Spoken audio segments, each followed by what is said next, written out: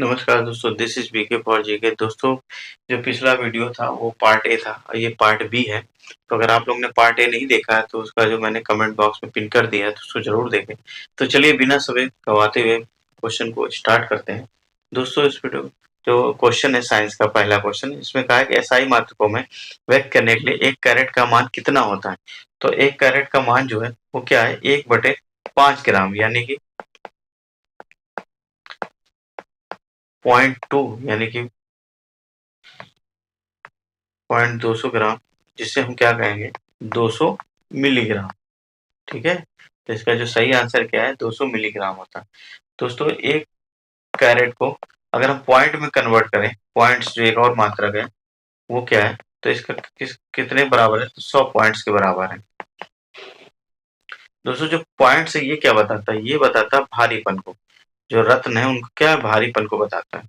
ठीक है, और जो कैरेट है यानी कि ये कैरेट, ये क्या बताता है, ये शुद्धता की इकाई, ये क्या है, शुद्धता की इकाई। ठीक है, ठीक। 24 कैरेट को क्या माना जाता है, तो 24 कैरेट को 100% क्या माना जाता है, 100% शुद्ध। ठीक, चलिए इससे रिलेटेड और भी फैक्ट है, इनको हम पढ़ लेते हैं। दोस्तों, 1 कैरेट मैंने बताया 1/5 ग्राम होता है। ये क्या है, वजन की एक इकाई, जिसको 100 पॉइंट यानी कि जो 100 पॉइंट है उसे क्या है, वजन की इकाई में विभाजित किया गया है। 1 कैरेट में कितने पॉइंट्स होते हैं, तो 100 पॉइंट्स होते हैं। जो पॉइंट्स है वो रत्नों के भारीपन को बताता है, और कैरेट जो है शुद्धता की इकाई। 24 कैरेट कितने, 100% शुद्ध के बाद। दोस्तों, एक और रत्न है कि हीरा। हीरा का जैसे नाम आता है तो सबसे पहले साइंस में क्वेश्चन आता है कि हीरे का अपवर्तनांक क्या है, तो 2.42। मतलब हीरे में जो प्रकाश की गति है वो हवा की तुलना में 2.42 क्या है, गुना धीमी हो जाती है। वो किस कारण होती है, इसके अपवर्तनांक के कारण। जैसे अपवर्तनांक है तो उसका फॉर्मूला भी हम लोग ने पढ़ा था। म्यू बराबर क्या होता है, स्पीड ऑफ लाइट इन क्या है, air, and speed of light in medium. ये इसका फॉर्मूला होता था। क्या इसका मात्रक होता था, नहीं, क्योंकि स्पीड ऊपर है नीचे भी स्पीड, तो इसका मात्रक क्या होगा, कुछ नहीं, क्योंकि ये क्वेश्चन साइंस में स्टैटिक जीके में आते रहते हैं।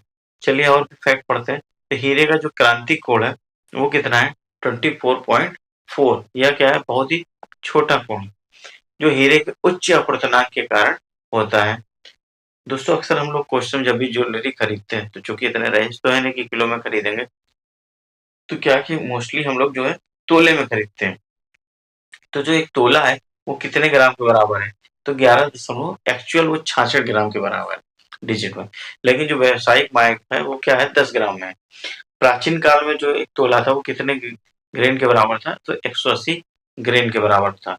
दोस्तों, जो 24 कैरेट का जो सोना होता है वो बहुत ही नरम रहता है। तो क्या करते हैं, ज्वेलरी बनाने के लिए हम आमतौर पे 22 कैरेट या 18 कैरेट का बनाते हैं। 22 कैरेट में क्या है, 91.6% सोना होता था, और बाकी हिस्से में तांबा और चांदी। और 18 कैरेट में कितना है, 75% सोना और अन्य धातु। तो 18 कैरेट में अगर शुद्धता है तो भाई ऐसे निकालते हैं, 18/24 गुणे 100, तो 6 18 6 24 और ये हो गया 25। तो हमारा आंसर क्या आ गया, 75% सोना। तो अगर क्वेश्चन आया कि 18 कैरेट में कितने परसेंट सोना है, तो कितने परसेंट है, 75% है। दोस्तों, एक रोल्ड गोल्ड का नाम सुना होगा, वो कौन सी मिश्र धातु से उसमें है, तो कौन कौन है, तांबा और एल्युमिनियम। इसको गोल्ड फील्ड और गोल्ड ओवरले भी कहते हैं। ठीक है, चलिए और क्वेश्चन बढ़ते हैं। दोस्तों, एक है कि एक अर्घ कितने के बराबर होता है। तो दोस्तों, हमने पिछले वीडियो में आपको फॉर्मूला बताया था, W बराबर F इंटू डी। F जो है न्यूटन, न्यूटन को मैंने डायन में कन्वर्ट पिछले वीडियो में बताया था। आप लोग अगर नहीं देखे हैं तो मेरे चैनल में जाके उस वीडियो को देख सकते हैं। तो एक न्यूटन में कितने डायन के बराबर है, 10⁵ डायन। ठीक, क्योंकि अर्घ क्या है, ये सीजीएस पद्धति का मात्रक है, और जूल क्या है, वो एसआई पद्धति। तो डी क्या है, डी का मात्रक जो सेंटीमीटर में है, तो 1 मीटर में कितने सेंटीमीटर हो जाएंगे, 10⁵2 सेंटीमीटर। तो 10 की पावर साइन क्या आ गया, 7 क्या आ गया, डाइंस डॉट सेंटीमीटर। इसी को क्या कहते हैं, अर्ग कहते हैं। क्या कहते हैं, और इसका क्या मात्रक है, जूल। ठीक, तो एक अर्ग बराबर कितना आ जाएगा, 1/10 की पावर 7 जूल। और ये पावर जो ऊपर जाएगी तो क्या हो जाएगा, 10 की पावर -7। तो देखो मैंने फॉर्मूला, मैं चाहता डायरेक्ट बता देता, मैंने फॉर्मूला बताने के लिए कोशिश की ताकि आप क्वेश्चन को तैयार भी कर लें आसानी से। और भी मात्रक पूछे जाए, जैसे मान लो ये पूछा जाए क्या का मात्रक, और भी क्या था, डाइन डॉट सेंटीमीटर भी है, तो इसका सही आंसर क्या आ जाएगा, 10 की पावर -7 जूल। दोस्तों और भी इससे रिलेटेड जितने भी मात्रक है मैंने एक जगह नोट कर लिया है। तो देखो क्या है, एक एटमॉस्फेयर में कितना है, तो 101325 पास्कल, बार कितना है, 1.01 बार, और इसे क्या कहते हैं, 760 mmHg बार। और पीसीआई में कहें तो क्या हो जाएगा, 14.696। दोस्तों जितने भी मात्रक ये सारे इंपॉर्टेंट है, आपको चाहे हंस के तैयार करें या रो के, इसको तैयार करना पड़ेगा, क्योंकि ये होने का तो बहुत सरल है, लेकिन आ जाते हैं तो एक क्वेश्चन एक नंबर लेके चले जाते हैं, और आप टिक भी करेंगे तो माइनस में चले जाते हैं, तो घाटा ही घाटा है, इसलिए आपको रट्टा मारना ही पड़ेगा। प्रकाश वर्ष में कितना ये दूरी का मात्रक है, ये कितना है कि 9.46 इंटू 10 की पावर 15 मीटर, और अगर मील में कन्वर्ट करें तो क्या है, 5.88 इंटू 10 की पावर 12 मीटर। माइक्रोमीटर, पिकोमीटर में कितना है, तो 10 की पावर -12 मीटर। नैनोमीटर, तो 9 से 9 याद कर लेते हैं, टिक बनाते 9 से 9, ये आ गया ये। माइक्रोन क्या आ गया, 10 की पावर -6। और फर्मी जो है वो 10 की पावर -15। ये क्या है, परमाणु की त्रिज्या मापने के लिए इकाई है। एक खगोलीय इकाई कितनी है, तो 1.496 इंटू 10 की पावर 11 मीटर। आपको एग्जैक्ट डिजिट याद करनी पड़ेगी, क्योंकि क्वेश्चन में वो ऑप्शन दे दें कि 14 पॉइंट ऐसे कर दें तो आप कंफ्यूजन हो जाएंगे, 1.96। जैसे आपको एग्जैक्ट डेट भी मतलब डिजिट भी याद करनी पड़ेगी, इसका वो कोई चारा नहीं क्वेश्चन, क्योंकि एग्जामिनर भी बहुत होशियार है, इसलिए वो ऐसा ऑप्शन ही रख दिया कि आप कंफ्यूज हो जाएंगे, तो इसलिए आप इसको रट्टा मानना ही पड़ेगा। अच्छा, एक पार्सेक में कितना है, तो 3.808 इंटू 10 की पावर 16 में, और एक एंगस्ट्रॉम कितना है, तो 10 की पावर -10, जो मुख्य रूप से प्रकाश की तरंग है और परमाणु के आकार को मापने की इकाई। ठीक है, तो ये सारे इंपॉर्टेंट है, आप इसका स्क्रीनशॉट लेके और उसको अच्छे से तैयार कर लीजिए। और ये सारे पेपर में आए चाचू, मैंने कोई भी क्वेश्चन जो फैक्ट है कोई भी ऐसा नहीं उठाया जो पेपर में नहीं आया, चाहे वो पीसीएस में आया हो, चाहे आरओ में, मैंने सब जगह से कलेक्ट करके ही इसमें रखा है। और इसलिए मैं नोट्स बना लेता था, क्योंकि मैंने बताया ना कि मैं इसी तरह ही तैयारी करता था। पहले मैं बहुत पढ़ता था, पढ़ते-पढ़ते क्या होता था, मोर स्टडी मोर कन्फ्यूजन। तो मैंने क्या किया, किसी तरह एग्ज़ाम ओरिएंटेड बनाया, ताकि जब एग्ज़ाम की तैयारी नज़दीक हो, तो मैं बस सारे फैक्ट को जल्दी से तैयार कर लूँ, ताकि मेरे कम समय में अच्छा रिवीजन हो जाए। मैंने प्रीवियस ईयर को क्वेश्चन और जो मैथ और ट्रिक्स, इनको ही फोकस किया हमेशा। ट्रिक्स से ज़्यादा मैंने मैप को फोकस किया, क्योंकि मैप एक ऐसी चीज़ है जो आपको एकदम दिमाग में फिक्स कर देती है, विजुलाइज़ कर देती। क्योंकि जब कन्फ्यूजन होता है ना एग्ज़ाम टाइम पे, तो मैप ही एक सहारा है जो आपको सही रास्ता बताता है। ठीक है? तो भाई दोस्तों, मैंने अपनी सफलता में इस चीज़ पे ज़्यादा फोकस किया, तो आप लोग भी करें ताकि आप आसानी से सफल हो सकें। चलिए नेक्स्ट क्वेश्चन पढ़ते हैं। चलिए क्वेश्चन पे आते हैं कि एक एटमॉस्फियर जो है वो किसके बराबर है? तो इसका सही आंसर क्या आएगा? हमने सही इसका बताया था कि 101325, ये क्या था, पास्कल के बराबर था। अब इसमें सारे ऑप्शन में है, तो देखो इसमें एक के बाद कितने डिजिट है, 5 डिजिट है। तो एक के बाद अगर पॉइंट लगाया यानी 1.01 के बाद कितने डिजिट है, 5, तो इसका सही आंसर कितना आ जाएगा, 1.01 इंटू 10 के पावर 5 पास्कल। चलिए 1 किलोवाट घंटा जो है किसके बराबर है, तो 1 किलोवाट घंटा जो है किसके बराबर था, अभी हमने बताया 3.6 इंटू 10 की पावर 6। इसी को क्या कहते हैं, एक यूनिट भी कहते हैं। क्या कहते हैं, एक यूनिट। एक यूनिट क्या है कि 100 वाट के जो 10 बल्ब को 1 घंटा जलाने पर जो बनता है उसे क्या कहते हैं, एक यूनिट कहते हैं। जो हमारे यहाँ बिजली का बिल आता है वो किस पर निर्भर होता है, एक यूनिट पे, उसी को क्या कहते हैं, 1 किलोवाट घंटा भी कहते हैं। ठीक, इसका सही आंसर क्या आ जाएगा, 6 इंटू 10⁶। ये कैसे निकलेगा ये भी मैंने पिछले वीडियो में बताया। चलिए नेक्स्ट क्वेश्चन पढ़ते हैं। एक प्रकाश वर्ष द्वारा किसे मापा जाता है? तो प्रकाश वर्ष किसका मात्रक है? दूरी का मात्रक है। इसका हमने बताया था अभी आपको 9.46 इंटू 10⁻15 मीटर। अगर इसको मील में कन्वर्ट करें तो क्या है 5.88 इंटू 10⁻12 मील। ठीक है, तो इसका सही आंसर क्या जाएगा? दूरी। नेक्स्ट क्वेश्चन है कि एक पिकोमीटर किसके बराबर है? तो एक पिकोमीटर किसके बराबर है? 10⁻12 मीटर।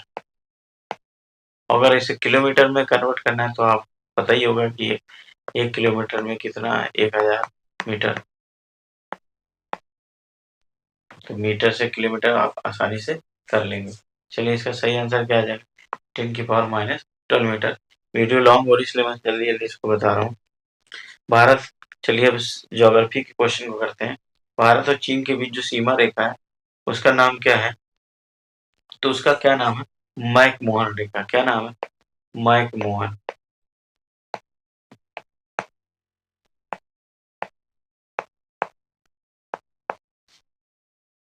ठीक है, ये कब बनी थी? तो 1914 में ये सीमा बनी थी।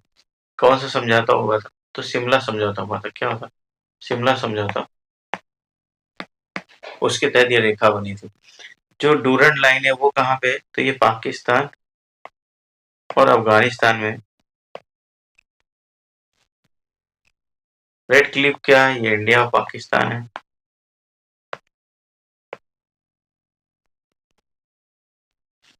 जो 24वीं समांतर रेखा है ये भी क्या है? भारत और पाकिस्तान के बीच में कच्छ के क्षेत्र में है। ये क्या है? विवादित है, इसको भारत नहीं मानता।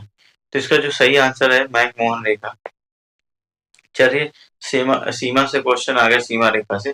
तो सारे जितने देश के दो देशों के बीच में सीमा रेखा है उनको एक जगह पे पढ़ लेते हैं। तो चलिए एलओसी ये क्या है? Line of control. जो जम्मू कश्मीर और लद्दाख के बीच में, इसे क्या कहते हैं? सीज फायर लाइन भी कहते हैं। रेड क्लिफ लाइन जो पाक और इंडिया के बीच में है, ये क्या है? ये बॉर्डर कमीशन जो 17 अगस्त 1947 उसके तहत ये बनी थी। हिंडनबर्ग जो है क्या है? जर्मनी और पोलैंड के बीच में।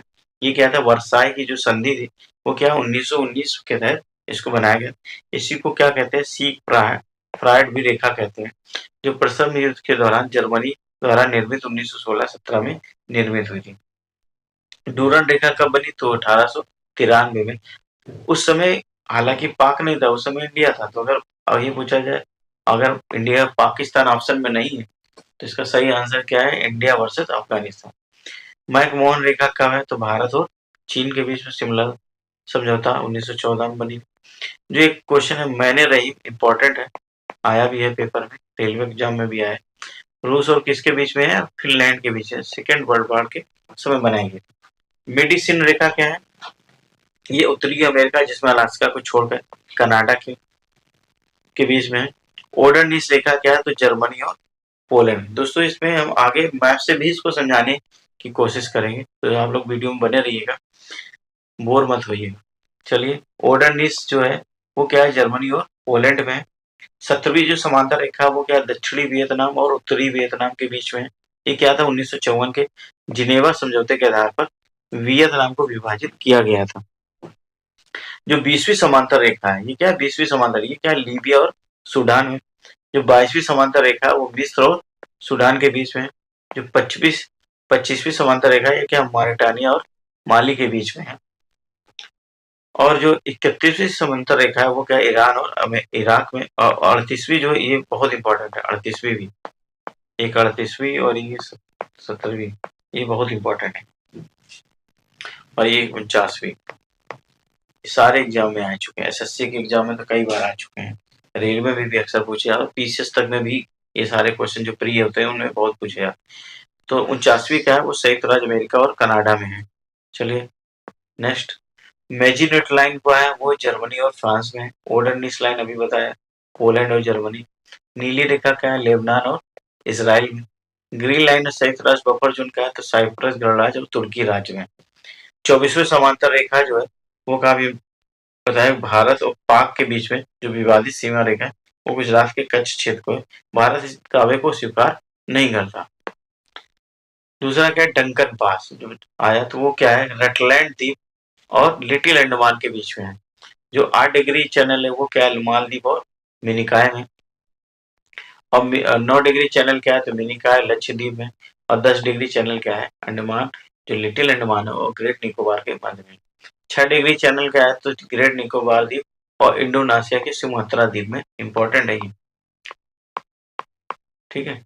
और डंकन पास ये भी इंपॉर्टेंट है। डंकन पास जो है लिटिल अंडमान और दक्षिणी अंडमान यानी जो ग्रेट अंडमान है उसके मध्य में है। ठीक। कोको स्ट्रेट कहाँ है, तो ये म्यांमार और उत्तरी अंडमान के मध्य है। ग्रेट महान चैनल जो है वो क्या है, सुमात्रा और इंडोनेशिया निकोबार, ये भी इंपॉर्टेंट है, कोला करता है। जो माहिम क्रीक है क्या है, मुंबई में। चलिए इसको मैप से समझते हैं। तो मैप में मैंने आपको देखो, ये इंडिया का मैप है जिसमें आपका एक क्या है, अरब सागर, अब भी क्या है, बंगाल की खाड़ी।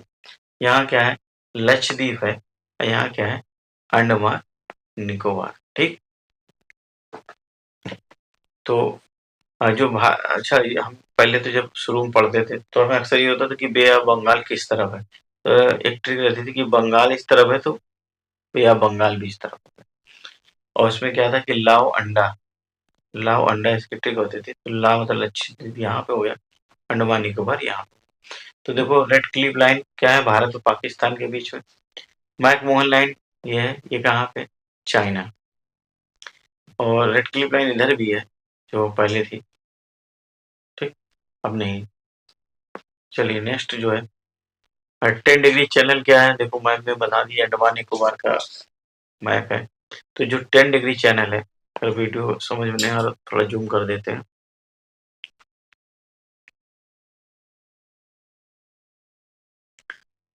तो देखो 10 डिग्री चैनल जो है वो क्या है, लिटिल अंडमान और क्या है, कार निकोबार आइलैंड के मध्य है। ठीक।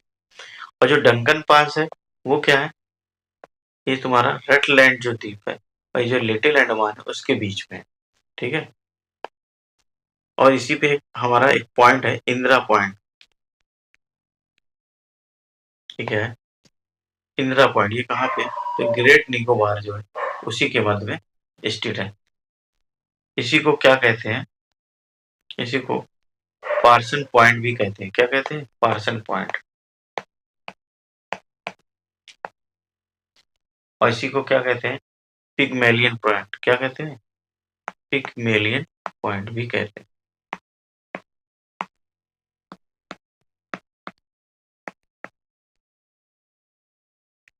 तो चलिए नेक्स्ट फैक्ट पढ़ते हैं।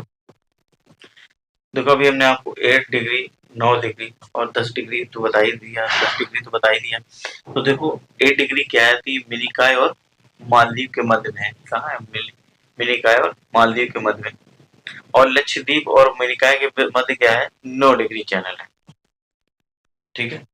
दोस्तों क्या कि जो कर्क भूमध्य रेखा वो बहुत नीचे है और कर्क रेखा ऊपर है। यहाँ पे मान लीजिए 20 तो 0 से स्टार्ट कर रहे हैं। तो यहाँ क्या पहले 8 आएगा। तो 8 डिग्री चैनल क्या है, मिनिकॉय और मालदीव पहले आ जाएगा, मालदीव फिर मिनिकॉय। तो 8 आ गया। और लक्षद्वीप और मिनिकॉय के बाद में क्या आ गया, 9 आ गया। तो ऊपर आ गया 10 डिग्री चैनल। तो इसी तरह क्या है कि 0 से स्टार्ट, अगर मान लो याद भी कर लिया तो कंफ्यूजन हो गया। तो पहले मालदीव आएगा, तो सीधी सी बात है मालदीव और मिनिकॉय के बीच में 8 आ गया, फिर 9 आ जाएगा और फिर ये 10 आ जाएगा। तो अगर आप सीरियल से नीचे पकड़ेंगे तो भी समझ में आ जाएगा।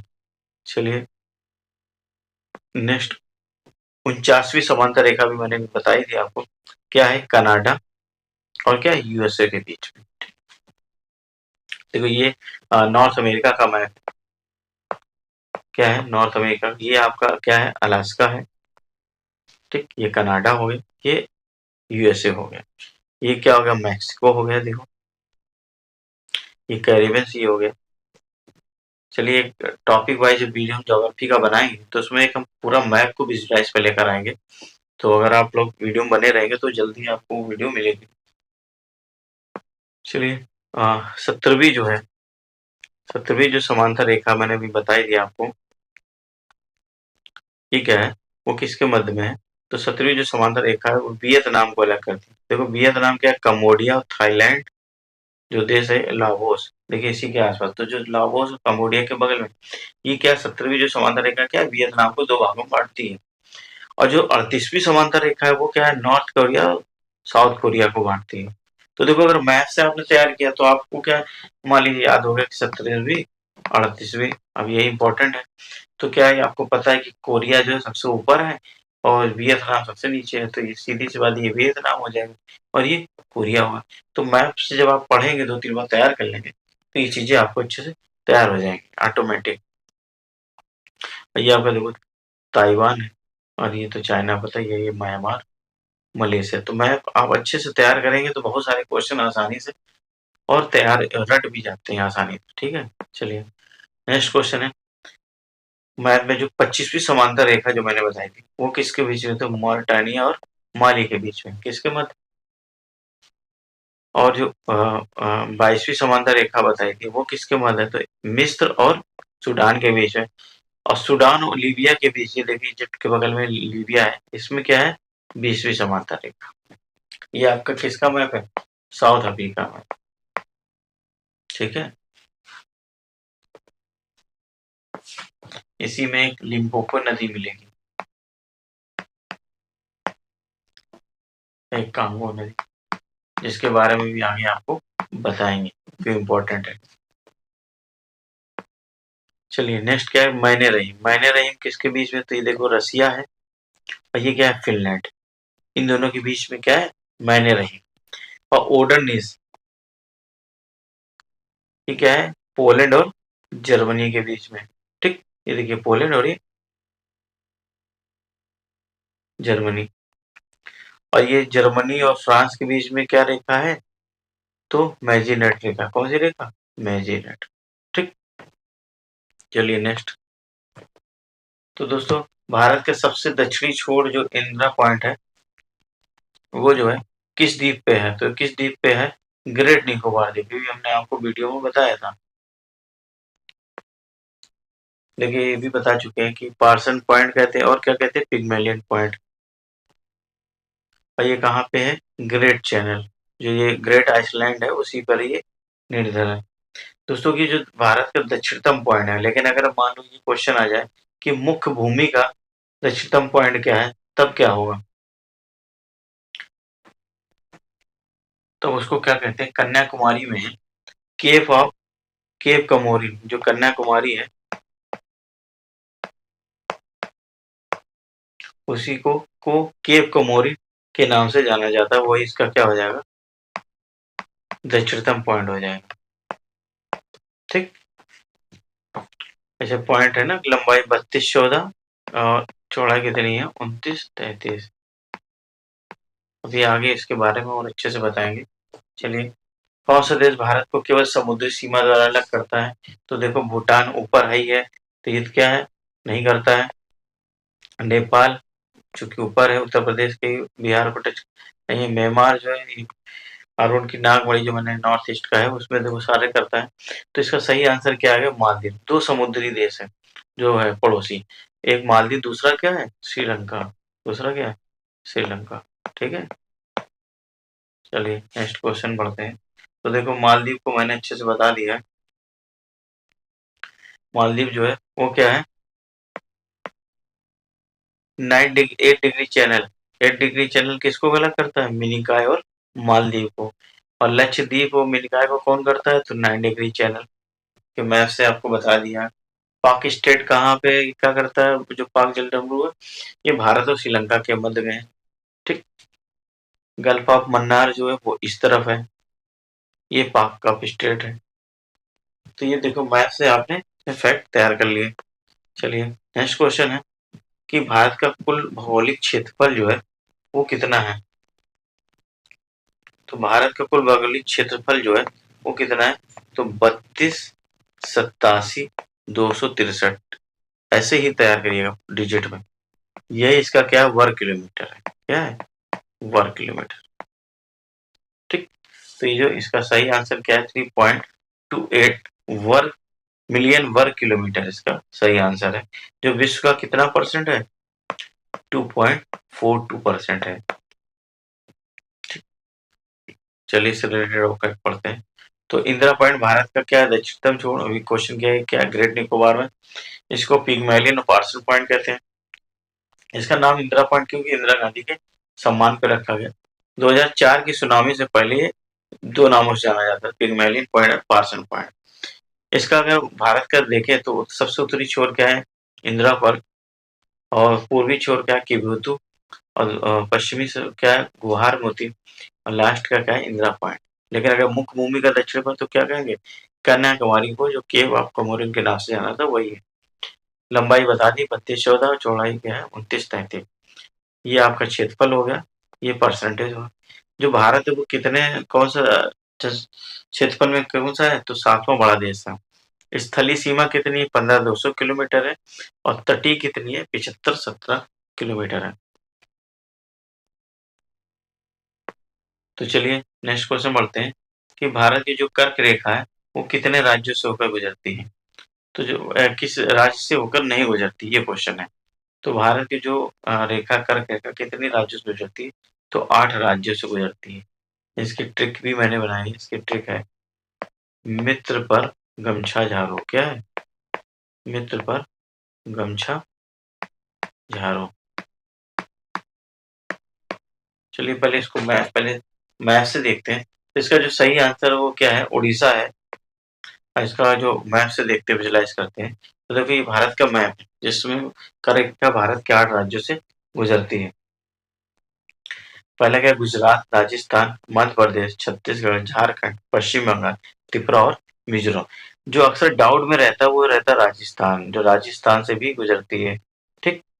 बाकी तो और छत्तीसगढ़ से भी गुजरती है, बाकी तो उसका सीधे ही पड़ा। तो दोस्तों इसके जो मैंने ट्रिक बनाई है उसमें आप मी से क्या हो जाएगा? मिजोरम। ठीक। टी से क्या हो जाएगा? त्रिपुरा। पा से क्या हो जाएगा? पश्चिम बंगाल। रा से क्या हो जाएगा? राजस्थान। गा से क्या हो जाएगा? गुजरात। एम से क्या हो जाएगा? मध्य प्रदेश। छा से क्या हो जाएगा? छत्तीसगढ़। झा से क्या हो जाएगा? झारखंड। ठीक। तो ये ट्रिक भी है, मैप भी है, आप जिससे चाहें उससे तैयार कर लें। मैं तो पहली प्राथमिकता कहूंगा कि मैप से तैयार करो। दूसरी प्राथमिकता ट्रिक, क्योंकि ट्रिक को भी याद करना पड़ता है, इससे अच्छा मैप से विजुलाइज कर लो। अच्छा, भारत की जो एक नदी है जो कर्क रेखा को 2 बार काटती है, वो कौन सी नदी है? माही नदी। कौन सी नदी? माही नदी।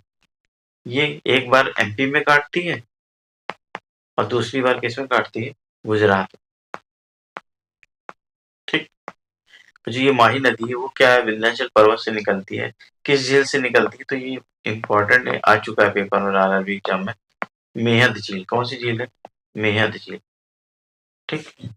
चलिए नेक्स्ट। अच्छा, ये तो कर्क रेखा काटती है। कर्क मकर रेखा को भी 2 नदी काटती है। कौन सी नदी है? लिम्पोपो नदी। कौन सी नदी? लिम्पोपो नदी, जो अफ्रीका में।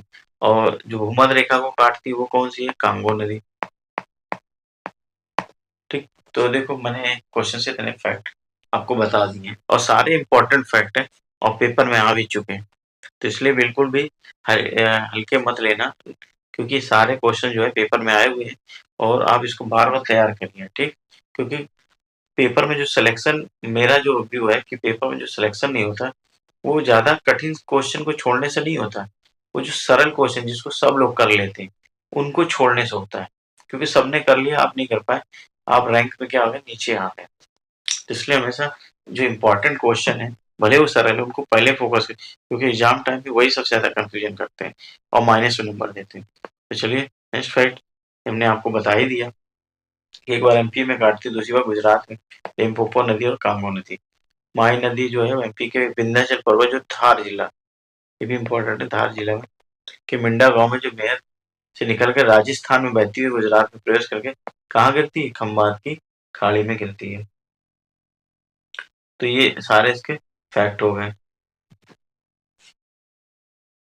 चलिए नेक्स्ट क्या है? तो भारत की भू सीमाएं कितने देशों के साथ जुड़ी हुई है? तो जो भारत की जो सीमा है वो कितने देशों के साथ जुड़ी हुई है? 7 देशों के साथ। इसका ट्रिक क्या है? बचपन में एम क्या है? क्या है? एमबी है। बी से क्या हो जाएगा? बंगाल, बांग्लादेश। सी, चा से क्या? चाइना।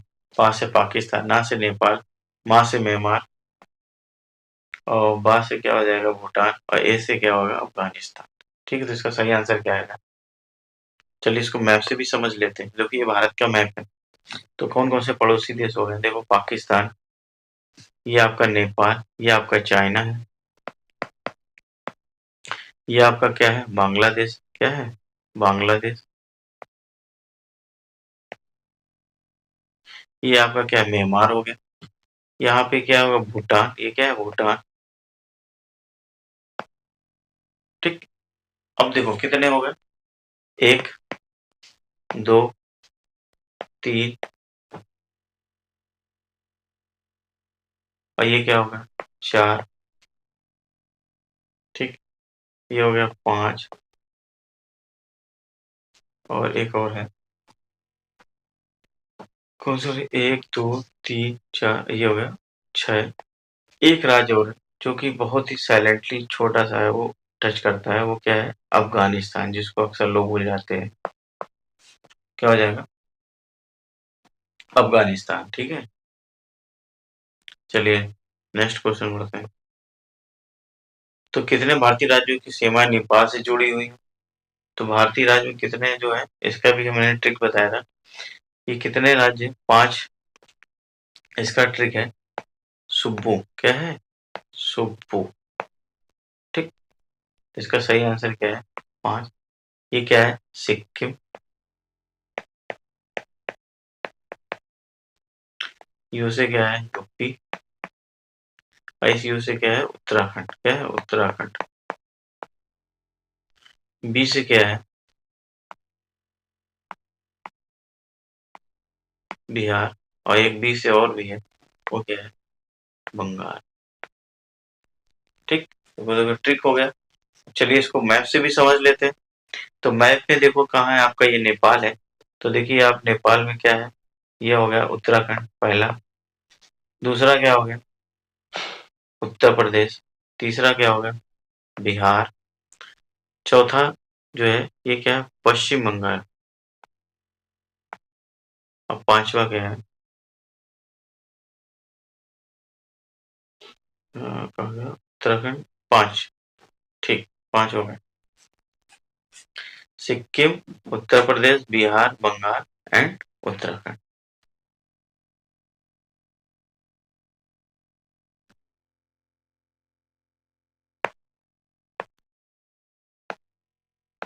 नेक्स्ट क्या? सिक्किम।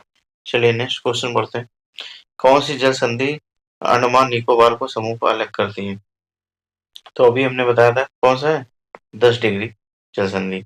चलिए नेक्स्ट क्वेश्चन, कि जो 10 डिग्री जल संधि से ये क्या है? तो अंडमान निकोबार से संबंधित है। चलिए नेक्स्ट क्या है?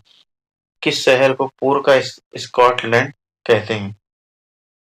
तो किसको कहते हैं? शिलोंग को कहते हैं। ये क्या है? मेघालय की राजधानी। किसकी राजधानी? मेघालय की। बहुत ही खूबसूरत शहर है। यहाँ पे एक एलिफेंट फॉल भी है। ठीक। तो ये इसका सही आंसर होगा। आइजोल किसकी राजधानी है? तो ये मिजोरम की। चलिए नेक्स्ट क्वेश्चन। दोस्तों ये क्वेश्चन मैंने आपको होमवर्क के लिए दिया है। इसका सही आंसर जो है कमेंट बॉक्स में जरूर दीजिए। और ये बहुत ही पेपर में देखो आ भी जा चुका है, एनटीपीसी में आया हुआ है। तो इसका सही आंसर जो है मुझे कमेंट बॉक्स में जरूर दीजिए, ताकि मुझे भी लगे कि जो मेरी ऑडियंस है बहुत ही सीरियस है, और मेरा भी मनोबल बढ़ेगा। तो आई होप ये वीडियो आपको बहुत अच्छा लगा होगा। अगर ये वीडियो आपको बहुत इंपॉर्टेंट और अच्छा लगा हो तो कृपया लाइक एंड सब्सक्राइब करें, तथा उन दोस्तों से जरूर शेयर करें जो कॉम्पिटिटिव एग्जाम की तैयारी कर रहे हैं। तो चलो मिलते हैं नेक्स्ट वीडियो में, तब तक आप लोग पढ़ते रहिए, और आपके एग्जाम के लिए आपको बड़े भाई की तरफ से बेस्ट ऑफ लक। चलिए बाय।